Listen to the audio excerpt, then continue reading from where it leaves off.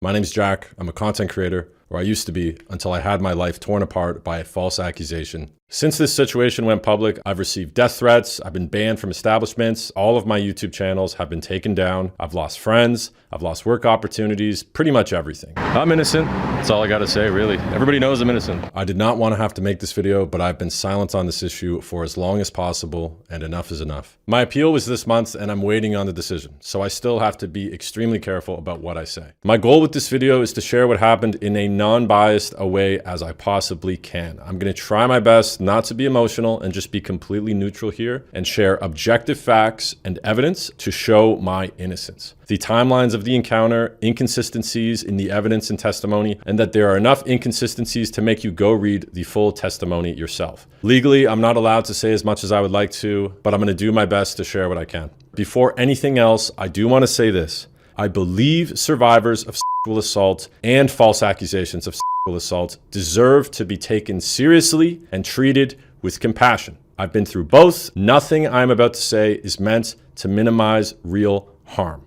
That being said, let's get into it. In February 2021, I was falsely accused and charged with sexual assault from a consensual encounter between myself and a woman in August 2020. I'll refer to her as the accuser. My legal team and I spent several years going back and forth to get records and evidence to help my case, and we finally went to trial in 2024, and the judge wrongfully convicted me. I say wrongfully as I have always maintained my innocence, and I will explain why in a bit. Based on how things go with my appeal, there are two options. Either the appellate court will order me a new trial, or I'll have to spend 3 years in jail for something I didn't do, and my life is essentially over. And in the meantime, there's been newspaper articles, there's been documentaries, and all kinds of misinformation put out. So now I'm gonna go over some information to help you get a better grip of what actually happened. At the time of the incident, I was a YouTuber, actor, filmmaker, and primarily known for pranks. I've been working full-time and earning a living as a content creator since approximately 2016. I met the accuser after matching with her on Tinder. Tinder is an app for people to go and hook up with. I recognized her from one of my party videos, McMaster Hoko 2019. On that day, this person managed to find me and my camera crew in a crowd of 10,000 people in order to be interviewed. After matching on Tinder, we messaged on Instagram, texting and flirting before agreeing to meet up. The accuser drove approximately 30 minutes from Oakville to my house in Hamilton, Ontario. I invited her in, I showed her around, and then she asked for a tour of my YouTube studio. I suggested we should go for a hike. We then left my house and drove to a hiking trail, but upon arriving, it was getting dark, so we agreed to return to my house and watch Netflix and chill. Upon returning to my house, we did just that. We watched Netflix and we had a consensual encounter. I'm not proud to admit this, but at the time, I was sleeping around with a bunch of different women. The accuser also had multiple different partners recently before me, as per DNA evidence, as well as confirming sleeping with an alleged boyfriend just a few days prior to meeting me. Now, to clarify, this is not a judgment on her character. Rather, it's to provide context on our generation's modern culture of frequent hookups. In retrospect, I definitely should not have been sleeping with these women, but I was a young guy and I was famous on the internet. I would often film a quick consent video when having sexual encounters with strangers that knew I had a large following as a proactive way to ensure I had clear consent from whoever I was hooking up with, especially women who have been featured in a previous video of mine.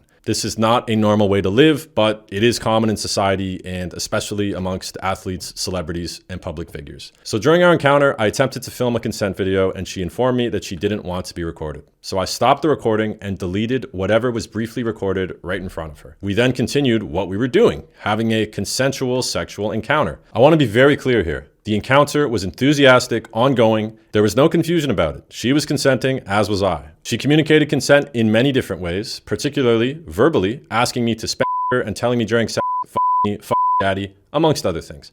I don't want to repeat them, but you can go and read the things that she said to me in the transcripts. After finishing our encounter, we chatted briefly before I politely told her I had to be up early in the morning, and I asked her to leave. That was the conclusion of the date.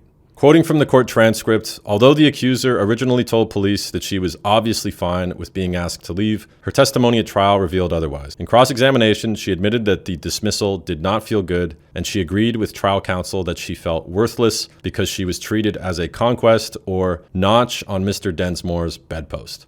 So in hindsight, I can absolutely see why this would make her feel bad. She had traveled to see me. She was texting her friends and family about me and our date ahead of time. In particular, some high expectations for me. Kicking her out was rude and dismissive. I didn't think that way at the time, but I regret how I handled that, and if I could go back, I would do things differently. With that being said, all of the sexual activity that we did was consensual. And when I say consensual, I don't mean ambiguous or neutral. I mean it was enthusiastic, encouraging, and ongoing. And I testified to that under oath. To put it simply, the whole thing was a typical one-night stand. Just to be clear, my charge had nothing to do with filming a consent video. It was entirely based on an allegation that I non-consensually assaulted this person. This was shocking to me. It absolutely destroyed my mental health. And for months, I was so confused. What the f am I being charged with? We do know what the reasons were now, and we'll get into those later, but I was charged in February 2021, and these charges were then made public in October 2022 after the accuser contacted my city's local newspaper to run a story about these allegations before that year's McMaster Hoko was to take place.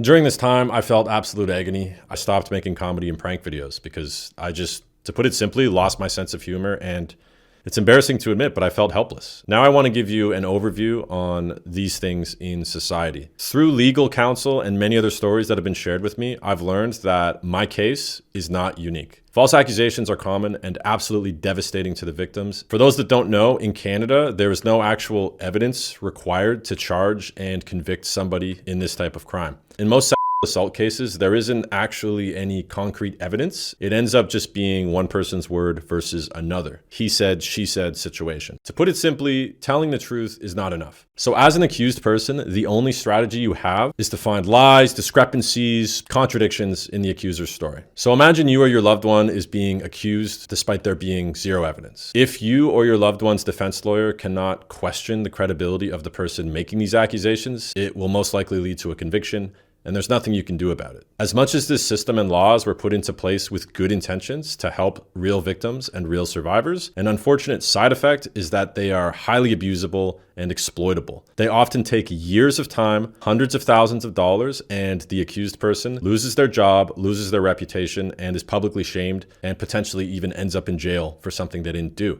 But aside from that, from the defendant's standpoint, there are also laws that have been put into place to make it even more difficult to defend yourself. In a normal trial, you can get access to information such as records, messages, emails, etc. However, in assault cases, the police and prosecutors can, and in my case, they did, actively redact any and all information or evidence to prevent you from using it in your defense. So in my case, it was brought to our attention that there were thousands of communication records that had been redacted by the police. We later found out that the police not only redacted all of this data, but they actually emailed the accuser and said, "Is there anything specifically that you would like us to redact?" And then she replied saying, "Yes, I would like you to redact all of the emails with my therapist and all of the communications with her alleged boyfriend, and in particular, specific emails that were very, very telling about what actually happened that night." And I will get into them later on. But anyways, back to the evidence. At one point, I remember they gave us about 90 different pages, and around 80 of them were completely blacked out. I'm not a lawyer. I'm actually kind of an idiot. But from what I've been explained by legal counsel, this makes it incredibly hard to defend yourself at trial. For example, if there is evidence that we're bringing that contradicts their version of events, they can change their version of events before trial. So why is it like this now? Well, first of all, obviously, it's intended to protect real survivors from privacy concerns as well as trials being delayed. But what it really is they essentially wanted to get more convictions. After the 2016 acquittal of John Gomeshi, which led to significant changes to Canadian law, frequently referred to as the Gomeshi rules. This was implemented via Bill C-51 and subsequent legislation, which are designed to make it easier to secure convictions by altering how evidence regarding a complainant's credibility is handled. These changes were meant to counteract how in the Gomeshi trial, the defense was able to use contradictory evidence like emails and photos to successfully challenge the credibility of witnesses and get an acquittal. In summary, because of Bill C-51 and the Gomeshi rules, if there is evidence that shows contradictions in the accuser's statement, it can be discarded. And even if it's not discarded and it is allowed at trial, it has to be given to them and approved, and that gives them the opportunity to prepare for it and potentially alter a story. This is what has been put into effect to get more convictions. The problem is it is potentially at the cost of innocent people going to jail and having their life ruined. Again, I want to preface, I am not a lawyer, but that is my understanding of the law and I'm open to being corrected. Now, right off the bat, from the statements of the accuser alone, we had many examples of inaccuracies, contradictions, and story changes. But once we found out that there was all of this actual evidence that had been intentionally redacted, we became very curious. After several years and over $100,000 just in pretrial application costs, we were able to get a significant portion of the redacted evidence, including emails, text messages, etc. After reviewing them, it was quite clear that there were multiple strong motives to fabricate these allegations. Now, if we go back to the encounter, remember that the accuser only actually had an issue with my attempt to film a consent video. This is what was so confusing to me because I was there. She initiated sex with me afterwards and we continued having sex.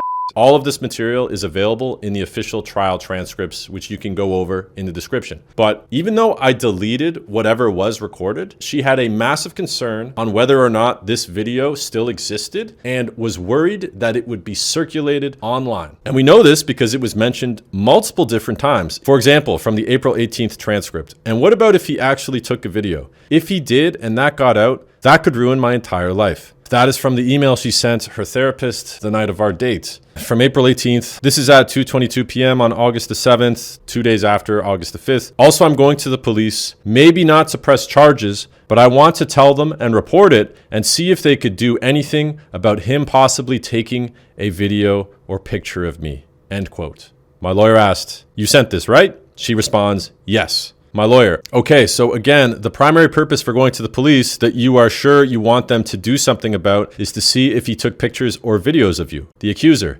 yes. Lawyer, and in your mind, you would agree that that would entail them having to at least go to his house, talk to him. Accuser, yes. And taking his phone. Accuser, yes. Okay, and then making sure that there wasn't anything there that you had in a compromised picture or video, right? Accuser, yes. If you want to double check this, this is all in the testimony on April 18th. So when she contacted the police, her concern was to know for sure that the video was truly deleted. However, the only way that the police can search a phone is by obtaining a warrant, and a warrant can only be obtained if there was a crime. From the appeal. Although this factual conclusion was not mandatory, given the evidence, reaching it meant that when the accuser left Mr. Densmore's home, she believed he possessed a compromising video of her on his phone, which increased the probative value of evidence supporting a potential motive to fabricate. As Justice Krawchenko concluded, the accuser's most significant concern was that Mr. Densmore had images or videos of her on his phone.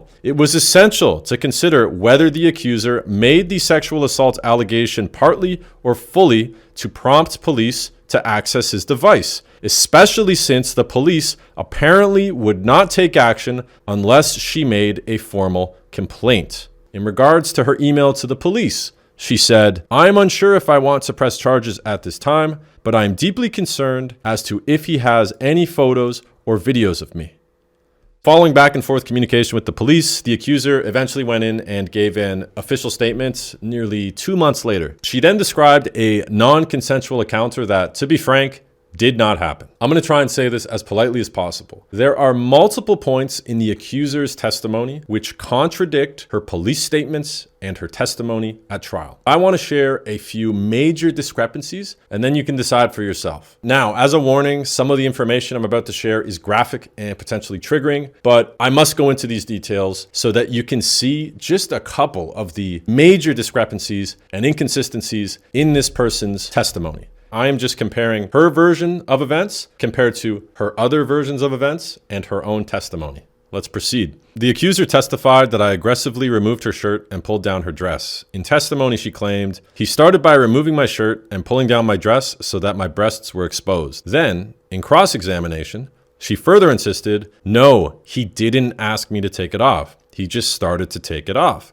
My lawyer asked again, "You're sure about that?" To which the accuser confirmed, yes. She made this allegation in testimony and then doubled down on this in cross-examination with my lawyer. However, these new allegations she made in her testimony are totally different from her actual statement to police. To police, she said, "So we went to his room and we were like just sitting on his bed and he put on a show on Netflix and then he put his arm around me and then after a few minutes kissed me, which I was okay with. And then he told me like, take off my shirt, which I was comfortable with because I was like wearing a dress underneath it. So in her original story, she claims that I politely requested her to take her shirt off, and she did it herself voluntarily and comfortably. However, at trial, she said, he started by removing my shirt and pulling down my dress so that my breasts were exposed. Then in cross-examination, she further insisted, again, as part of this aggressive encounter she's trying to paint, no, he didn't ask me to take it off. He just started to take it off. My lawyer confirmed, are you sure? She confirmed, yes, that is how it happened. However, my lawyer then confronted her with her own original statement to police, and he reminded her that this is what she said. And then he asked her again what actually happened. She then confirmed her original story, which is that I asked her to take her shirt off, and she did so voluntarily. My lawyer further confirmed, asking, because you're the one that took your shirt off with his request, and that was your way of showing interest or consenting, right? To which she responded, yes. This is a clear example of willingness to intentionally remove and omit participation and change details to suit the false narrative of an aggressive, non-consensual encounter, which, to put it simply, just never happened. Moving on. There were fabricated bruises. The accuser claimed that I aggressively bit her breasts, causing bruising, swelling, and red marks for days after. On August 6th, less than 1 day after our date, the nurse examined her breasts and found 0 bruising, 0 swelling, and 0 red marks. This was totally fabricated. From the appeal, in her examination in chief, the accuser described an aggressive sexual assault. It began when Mr. Densmore removed her shirt and pulled down her dress, exposing her breasts. She testified that Mr. Densmore kissed and bit her breasts, which was quite painful, and that the biting left bruises and red marks that lingered for 2 to 3 days after their encounter. He then pushed her onto her back, got on top of her, and penetrated her digitally. Page 34. Though the events described above qualify as a violent sexual assault, Justice Krawchenko flatly rejected the accuser's account, noting how it conflicted with evidence from the nurse who examined the accuser's breasts and found no bite marks or bruising. He also noted a major inconsistency about digital penetration that was brought out in cross-examination. This is another clear example of fabricating an aggressive, non-consensual encounter, as the accusations of bruises, bite marks, and red swelling for days after were entirely fabricated and confirmed by the nurse, not days after, but the next day, August 6th. Next, in her police statement, she said that I got on top of her aggressively, and in her description to the Crown, she shared detailed allegations about this without any mention of her participation. In April 17th cross-examination, however, she admitted that after a few minutes of kissing, she swung her legs over my body and straddled me before removing her shirt. Straddling as in mounting me, so sitting on top of my genital area, and grinding her groin area directly on mine while sitting upright on top of me. She also said now that she smiled and moaned, and that I would remark I liked it or moan. Again, this shows that she was an active participant, contrary to all of her previous statements. This is from April 17th, 2024. Next, in a statement to police, she said that she didn't make a single noise or sound besides ow. Then in cross-examination, she admitted to making noises, moaning, and saying, I like it, during various stages of sexual activity to show her consent that she was an active participant. From the appeal, another inconsistency was the accuser's avowal that the vast majority of the encounter took place in near silence. In chief, she was a silent recipient of Mr. Densmore's advances. She testified that, other than providing her with specific directions, the only sound made by either party was Mr. Densmore calling her a slut. In closing submissions, trial counsel described the accuser's initial depiction as an incomprehensible narrative of a silent movie. It also seemed to be incomprehensible to the accuser, who admitted on cross-examination on multiple occasions that they were both moaning and that she was breathing heavy and that she uttered the words, I like that.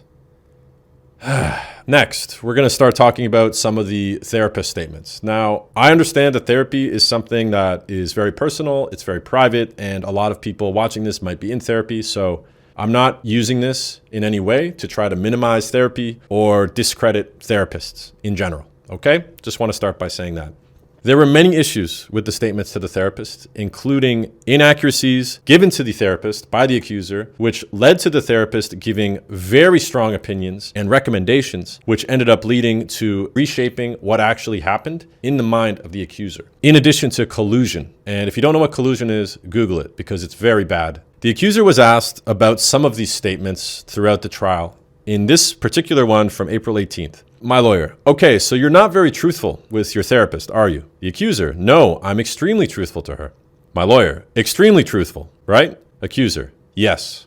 My lawyer: that's how you characterize what you're saying to her. The accuser: yes. Here in particular, she made a statement to her therapist where she inaccurately depicted our date and implied, very dangerously, that I tricked her into coming into my house. I debated whether to send this or not because maybe I'm just being dramatic or stupid or overthinking or reading into something that didn't happen. Or maybe it just brought this whole thing onto myself. But I went on a date tonight. We were supposed to go for a hike and then drinks. But when I showed up to his house, he said it was too late to go for a walk, so we started watching a movie.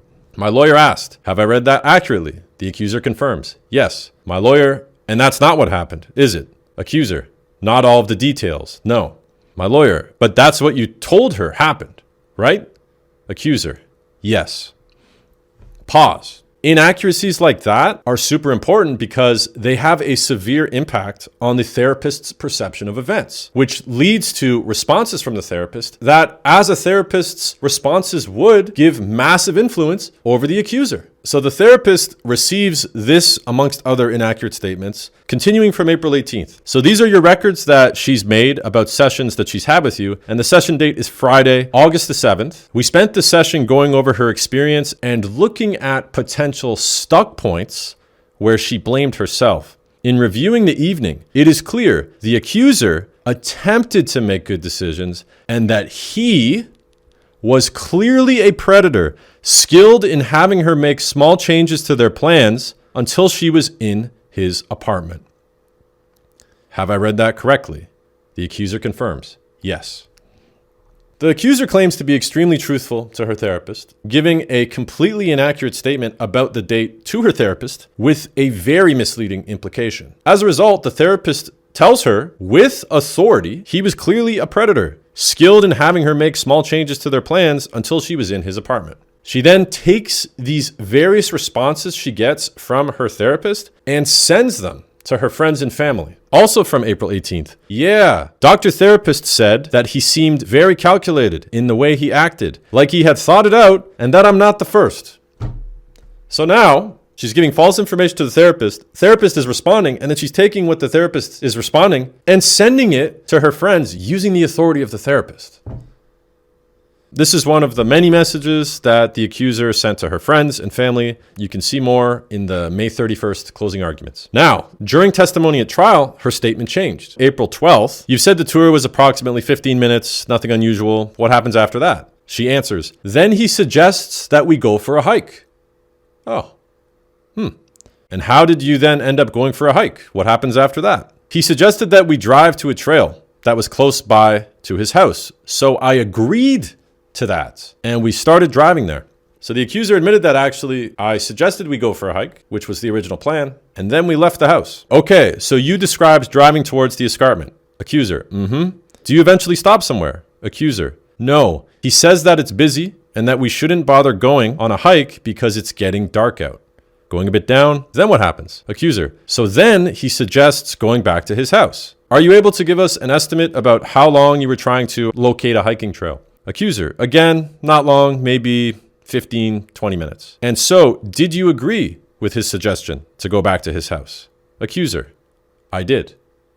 We then returned to the house after she agreed to return and watch Netflix and chill. But literally the same night as the date, August 5th, she then goes and tells a very different and inaccurate version the same night. So many implications, opinions, responses, and collusion and influences were made from these inaccurate statements. And what's super concerning about all this? Aside from that, she never corrected her therapist by saying, actually, he did suggest going for a hike. And then we actually did leave the house and go to the hiking trail. And we only returned after she agreed to because it was getting dark. Another thing she never acknowledged, the reason it was getting dark is why we came back was because she showed up over 30 minutes late to the date in the first place.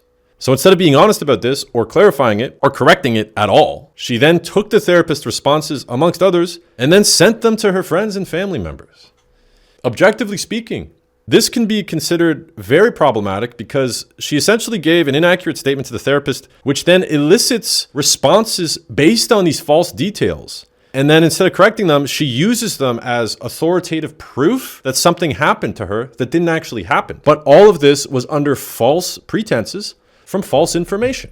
And this was not cleared up and corrected until nearly 4 years later at trial in 2024.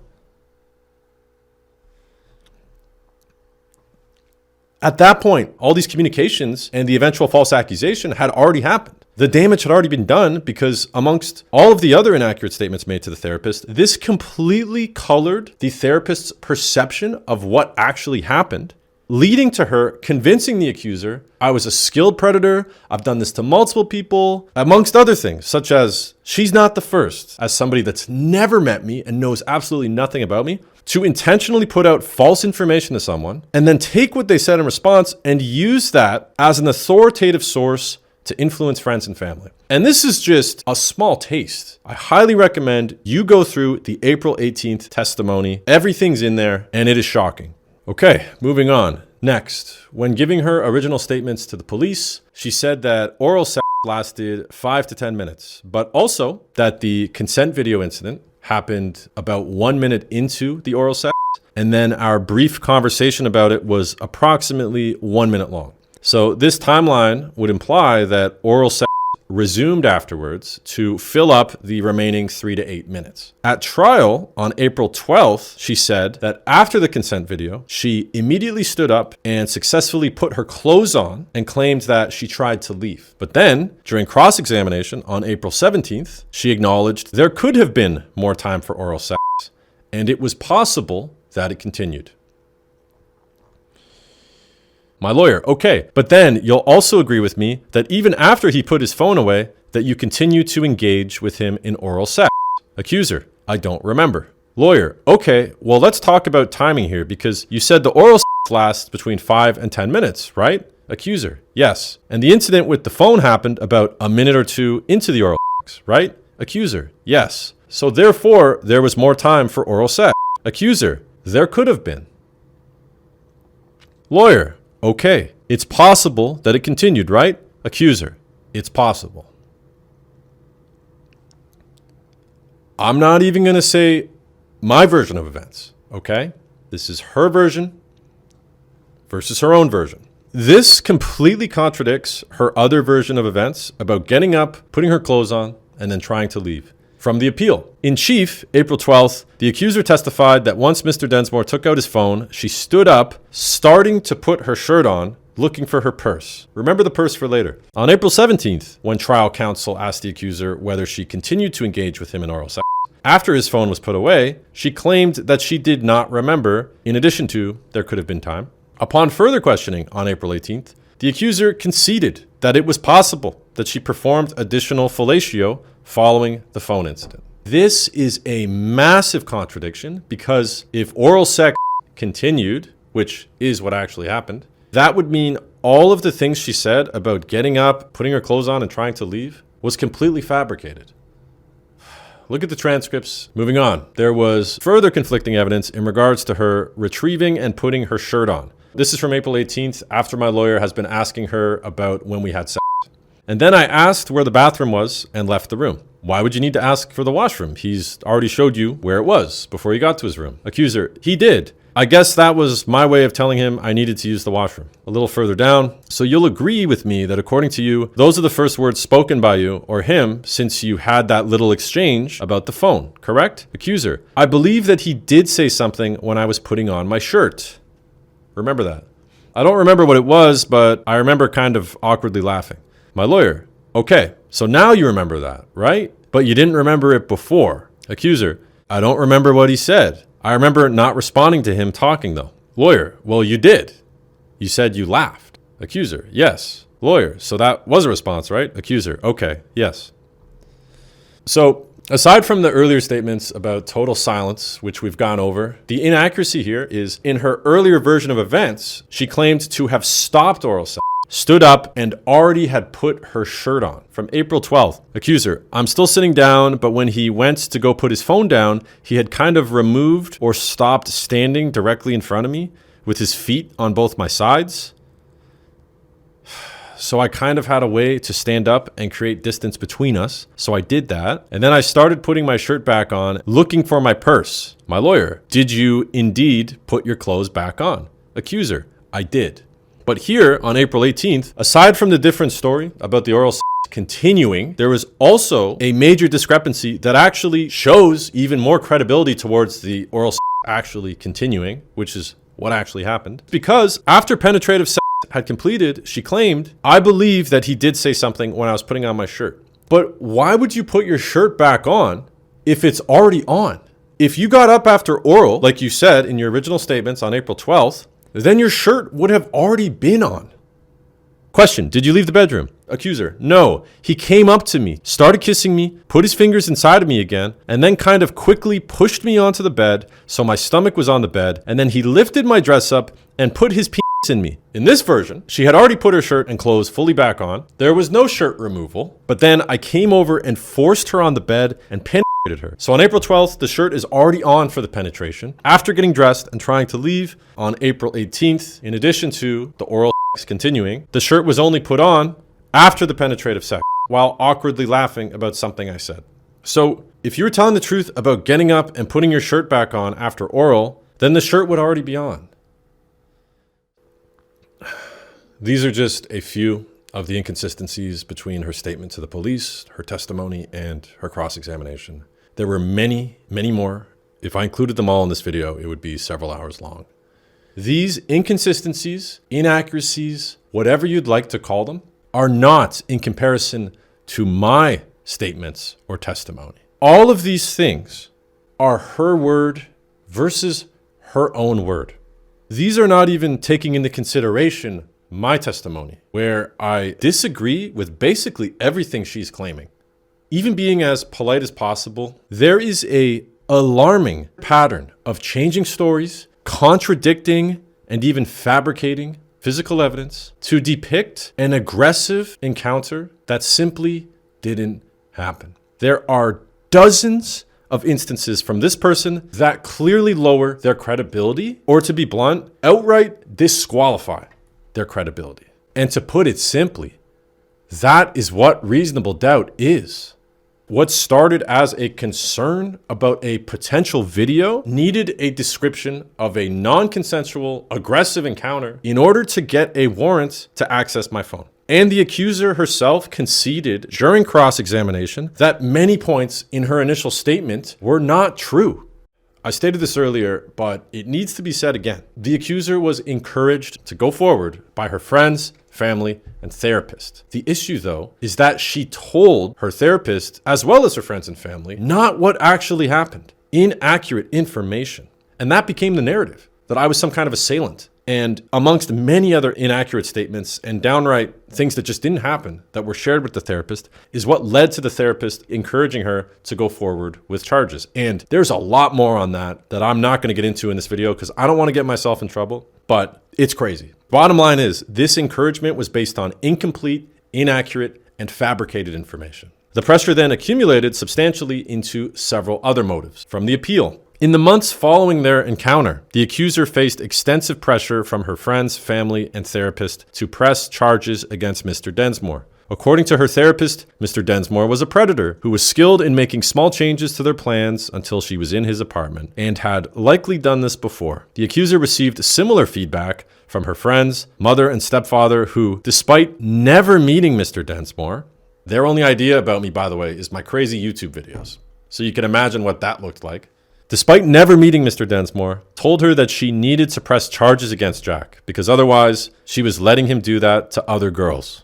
This pressure culminated in the accuser admitting to feeling guilty that if she didn't take any legal type of action, she would be responsible for him doing this to other girls.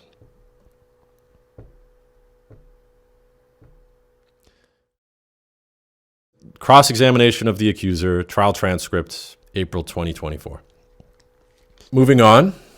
In addition to these factors, there was another major issue with this person's credibility. In multiple private emails with her therapist, this person admitted to making her entire story up. I legally cannot share the full emails, but it's in her testimony, and she confirmed multiple times that these emails were read correctly, accurately, and that she did say these things. This is all available in cross-examination from April 18th, as well as highlighted in closing arguments on May 31st. This was particularly devastating for me, my friends, and my family to have to sit through. And this is why I'm so shocked that I even had to go to trial in the first place, because from day one, there was reasonable doubt, and the person to have that reasonable doubt was her. Now, as somebody that has been a victim of assault myself, I know what it's like to feel like you're in denial about what happened to you. And you do have thoughts like, am I making this all up, right? But this is so much more than that. And remember, credibility is essentially the only available thing for the defense to question in a he said, she said trial with no evidence. So if changing your story numerous times, potential collusion from therapists and others influencing you, admissions of potentially making your story up, concerns of a video, and other multiple motives to fabricate, as well as direct evidence of fabricating physical evidence, and for lack of better words, a continuous inability to recall basic facts and testify credibly, isn't reasonable doubt, then what even is reasonable doubt? Seriously, if this isn't reasonable doubt, then what is? What can anybody in this position do if they somehow can choose to ignore all of that? Think about if what was happening to me was happening to you or your partner or your brother, your sister, your dad, your friend, and then go over everything. Is there a lack of credibility? And if so, is this lack of credibility enough for reasonable doubt? As you will read in the transcripts, there were multiple motives to fabricate. We concluded that the main one was she thought I still had a photo or video of her, and for whatever reason, thought that I was actually going to post it online. It goes without saying, I would never post, publish, or share a consent video online. That would not only be a gross violation of personal privacy, but it would literally be a crime and career suicide. And there's absolutely no reason for me to ever do that. With that being said, if I'm being very objective and very polite here, I can maybe kind of understand the potential worry that they had that I would. During the trial, this person acknowledged that she was familiar with my videos, and she even described them on April 17th as the subject matter was about drinking, interviewing girls, hitting on girls, despite most of my videos being pranks that had nothing to do with these things. With that being said, the video she was in before, McMaster Hoko 2019, was essentially a 45-minute satire documentary about a massive street party where I'm wearing a crown and shotgunning beers with fans. And in that video, it's a bunch of interviews about drinking, partying, sex, day kills, and that kind of thing. So anecdotally, that was the only experience she had of being in a previous video of mine. Upon arriving at my house, she texted her friends saying, "I think it's a joke. I think he's gonna prank me." So it seems like even before meeting me, there was an anxiety that there was somehow a possibility of being pranked. And of course, I had no idea of this. Anyways, from 2017 until 2021, I was known for posting wild party content on my social media that some considered very vulgar and controversial. I've even gone to events like Pride and done interviews with like dozens of naked people, and I always made sure to censor every potential inappropriate thing. With that being said though, I filmed hundreds of these videos where I would go and I would do pranks, interviews, especially interviews at nightclubs, and many people faced severe repercussions just from appearing in my videos. Multiple videos, guys and girls, were exposed for cheating on their partners. And this is why I started filming these consent videos when I would do pranks, because essentially, if you film a video like a prank, you would go up to the person afterwards, be like, hey, my friend's over there, he's filming, this was all a prank. Is it okay if we use this clip for YouTube? And you ask them this because if they say yes, then you're allowed to post it online, right? And if you don't, they could potentially decide later, oh, I don't want that clip online. And then they can report the video and get it taken down. And this can result in you losing your YouTube channel. If you have a brand deal with the video, you can lose thousands of dollars. And also, you're not trying to like humiliate this person online and ruin their lives. So that's why, as pranksters, we go up and we get consent videos. Interview videos are a little different because when you speak into a microphone, it's implied consent, so you don't need to get consent. This is why I would have so many videos of people saying ridiculous things. Then they would end up getting in a lot of trouble and they'd try to get the videos removed. But it's like, dude, you shouldn't have spoken into a microphone in a video at a nightclub, right? So this happened for years. And this is actually what gave me so much anxiety. And as my channel got bigger and bigger, I started butting heads with the city, with the universities, with the newspapers. And when I would do my Hoko videos, multiple students were suspended from sports teams and even fined thousands of dollars by the government just for appearing in my videos.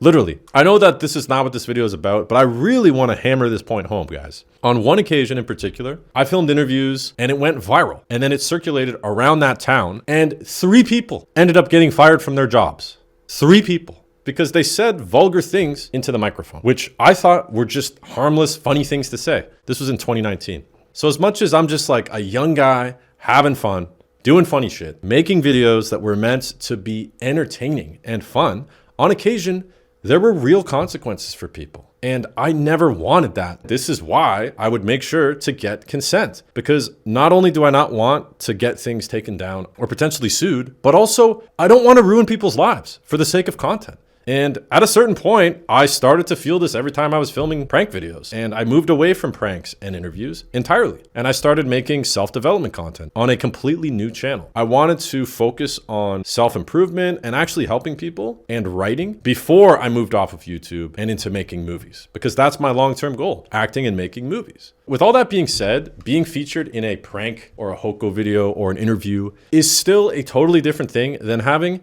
an intimate consent video published online. It's never happened before and it never will. On May 28th, we tried to introduce these as evidence at trial to show clear examples to the judge of what a consent video is, because that's what we were concerned, that this judge would have no idea what we were talking about. My lawyer even showed one of these videos to the prosecutor, the Crown. After seeing it, he fought even harder to make sure that it was not allowed to be introduced as evidence. The judge then decided not to allow us to use any consent videos as evidence at trial. But then, at the same time, in closing arguments and the eventual judgment, both the Crown and the judge dismissed the legitimacy of consent videos being a real thing. The judge even said, "I reject the evidence of the accused that he was making a consent video, whatever that really is."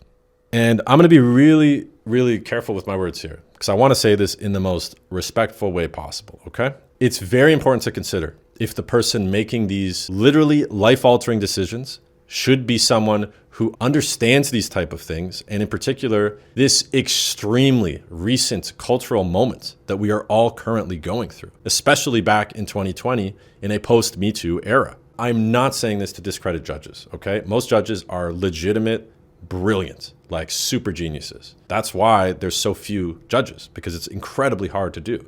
So while being as respectful as possible, what I'm saying is that my generation, it's different now. We live in an era of mass surveillance, media, police body cams, consent videos, social media fame, cancel culture, in addition to hookup culture. There's a lot going on, and it is incredibly confusing to navigate this world as a young person, especially as a public figure, which is under increased scrutiny with your reputation and protecting that reputation. Because we all know what happens if somebody gets any kind of accusation made about them. Your career in life is basically over. And even if this disconnect is very minor, it's still a strong enough disconnect to potentially influence situations like this, where an innocent person can get wrongfully convicted. This is even more important if the person making those decisions is not actually required to explain in detail how they even came to these decisions, and whose decision and judgment is then expected to be deferred to with absolute authority. So for me, despite having evidence of these consent videos, they were considered inadmissible at trial, and then at the same time used as an argument to lower my credibility. This was incredibly frustrating. And again, I'm getting a little emotional here. Let me try and dial it back. Filming a consent video is not a crime and is not what I was charged with. However, this person was concerned about a video of them potentially being put online, and then in the evidence, there's a strong motive. They fabricated an assault in order to prevent a video of them potentially, in their mind, being put online, despite the fact that I never have done that and I never would do that. The accuser also texted her friends saying, "I just realized my biggest dream in life is to intern at Saturday Night Live, even though that will never happen because I don't have the skills or connections." She said that right before coming to my house. That's from the April 16th document. But I'll let you read the transcripts and come to your own conclusions. To put it simply, in a case that basically only comes down to credibility, there were multiple statements, changes in details, contradictions, proven fabrications of evidence that should have absolutely been taken into account in terms of credibility. And again, I'm talking about her testimony versus her statement to police, versus messages to her friends, versus emails to her therapist and all the things she admitted in them. This entire time is her word versus her own word. And within her own word, there are major issues. This case is very unique in a sense because there is more evidence that this person is not a credible witness, made a false accusation, fabricated evidence with motive and admission of some of these things, than there is evidence that I even assaulted this person. And there is no evidence because I didn't. There was no assault. It was a consensual encounter.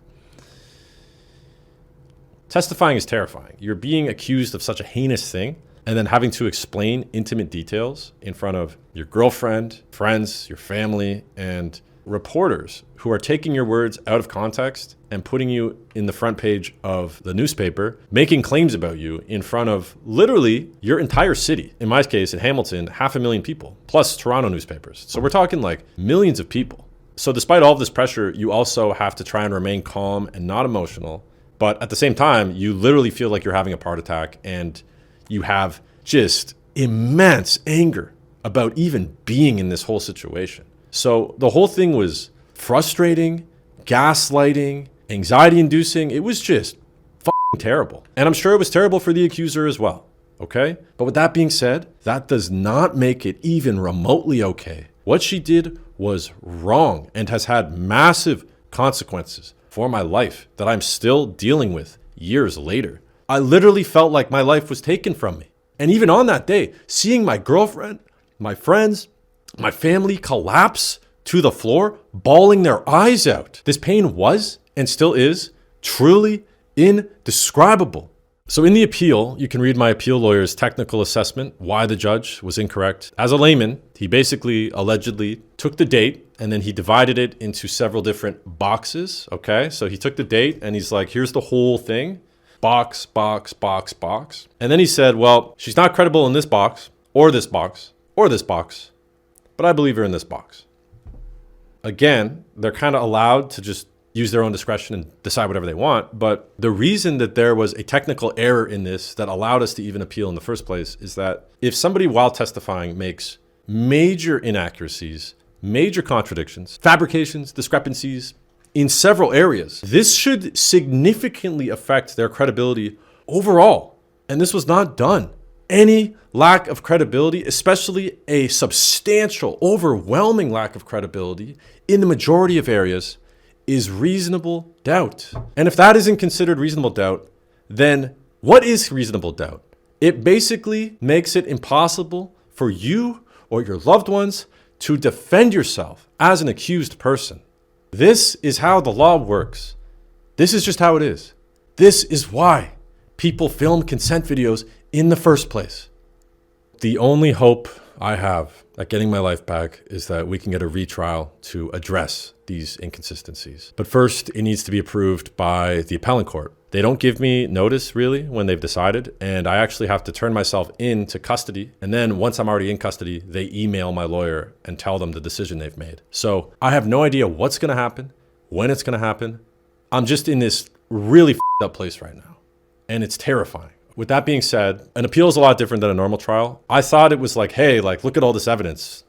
You know, what happened here? But it's not. An appeal is not to retry the case or review the evidence. The appeal process is for an appeal lawyer to find technical errors in the judge's decision. With that being said, the way that the laws work in Canada, in these types of trials anyways, trial judges essentially have complete power to make convictions like this. Therefore, overturning a wrongful conviction is a nearly impossible thing to do. I'm just going to be honest. Whether the appeal is good or not, the default position of the appellate court is to just defer to the original trial judge's decision, regardless of the evidence. Because again, they're not supposed to retry the evidence. That's what the trial's for. This is what scares me the most.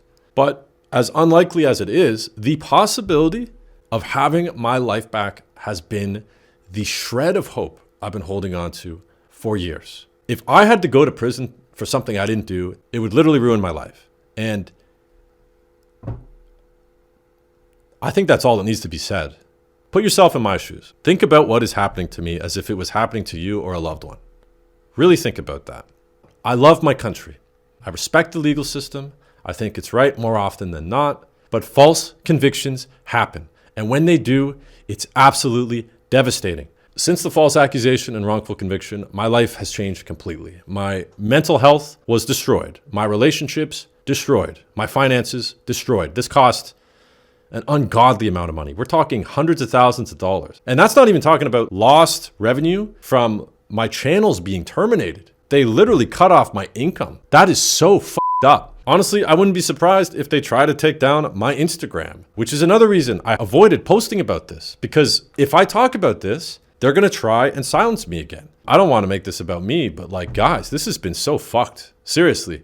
Like, aside from everything else, in my own city, people hung up photos of me. I've been banned from gyms, co-working spaces, establishments, apps, buildings, restaurants. I've received thousands of death threats, hate comments. People have made multiple hour documentaries defaming me, and I guarantee they don't have the actual transcripts. They never even considered the actual evidence. They're just running with what was posted in newspapers. And this entire time, I've had to remain silent about it. Just trust the system. The system continuously lets me down. I've tried to remain patient, calm, stoic. I work out every day. I read books. I have an amazing girlfriend, family, and support network, which I'm very grateful for. But aside from that, I have essentially become a recluse. And at times, it's felt like I've been hanging on by a thread. And this is totally different than who I actually am. I used to be confident, happy, optimistic, and I was proud of working my ass off for years in construction to become an entrepreneur and have the opportunity to create content online. I was able to entertain millions of people with my comedy videos, and I helped millions of people with my self-improvement content as well. And I had dreams of becoming an actor and filmmaker. And all of that was taken away from me for something that I didn't do. And that's not fair. That's not right. I want to create, I want to provide value to the world, and I don't want sympathy. I don't want to be a victim. And that's the toughest part on my ego. I should be working right now. I should be creating. I should be chasing my dreams and pursuing my goals, my purpose. I should be posting things that provide you value, not talking about this absolute fucking tragedy that I'm barely surviving right now. I should not be stuck on the sidelines waiting around. I want to live. And the only remote chance I have of ever having a normal life back again is if my appeal is successful. Whether you liked my content or not, whether you like me or not, whether you know anything about me, what was done to me was wrong. It was unjust, and this process has been incredibly painful for me and my family. I imagine it has also been painful at times for the accuser as well. And I'm not trying to minimize her feelings here, but what was a consensual date turned into being concerned about a video being circulated online, and then that became something completely different. And at the end of that, I was wrongfully convicted. And I'm not asking you to take what I've said at face value. I'm asking that you review the evidence and transcripts in their entirety and make your own judgment. No one is perfect, and I don't claim to be.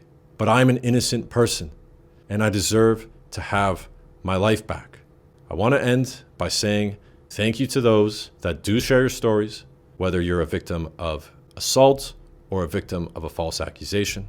I understand it's a lot to go through, okay?